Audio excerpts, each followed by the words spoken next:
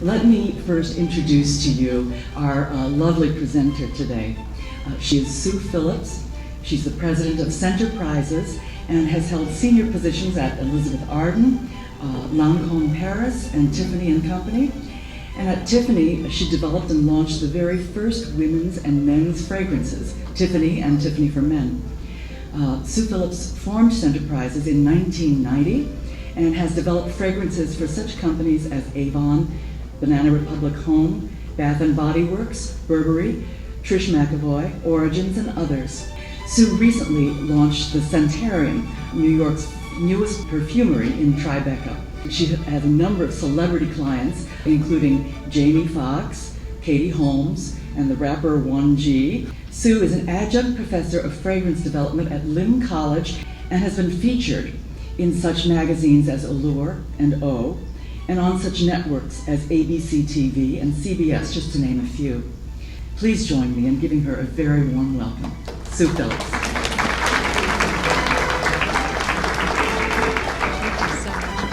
I'm so excited to be here, and I'm delighted to be part of this beautiful luncheon, and I hope I pronounce it correctly, Nichibei Fujinkai. And I think that it's a beautiful expression where Japanese and American women meet together in friendship, so I'm delighted to be here today. What does your fragrance say about you? Many people are enticed to wear fragrance because of the beautiful packaging. And these are just some of the beautiful bottles that I have found over the years through my research. Packaging is a very important part of fragrance because what happens is people are attracted to the fragrance by the packaging, the marketing, and the advertising. But what gets people to come back to the counters and to buy fragrance is what? It's the scent itself.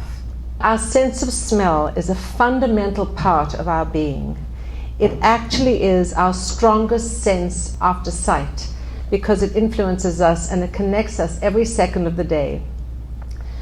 It's interesting to think that when we see, hear, taste, or touch, we analyze the information first. But when we actually smell, we immediately experience a feeling or a memory.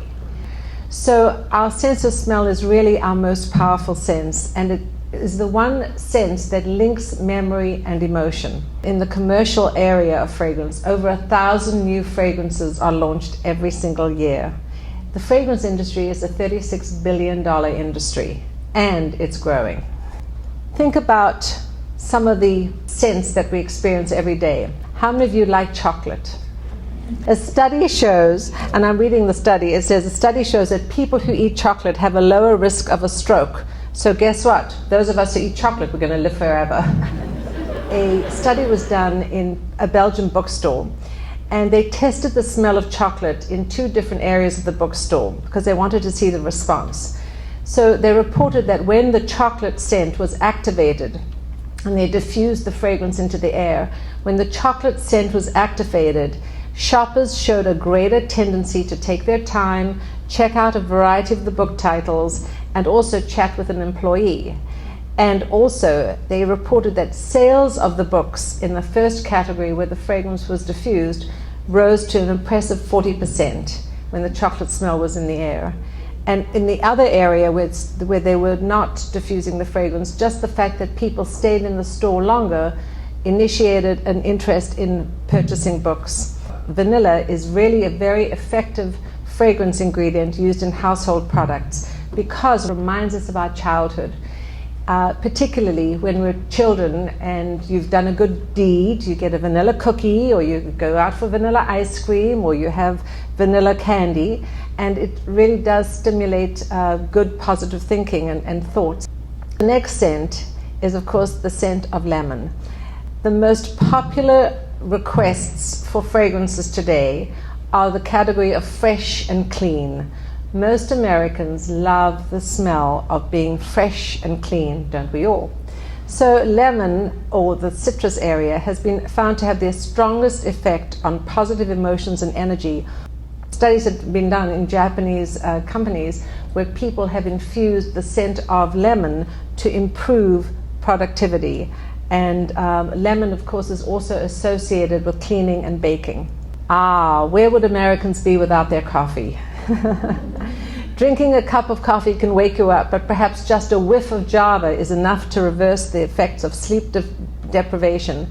And in fact, studies have shown that just the smell of coffee alone is enough to wake up a bunch of sleep-deprived rats. Today, almost every designer has launched a signature scent.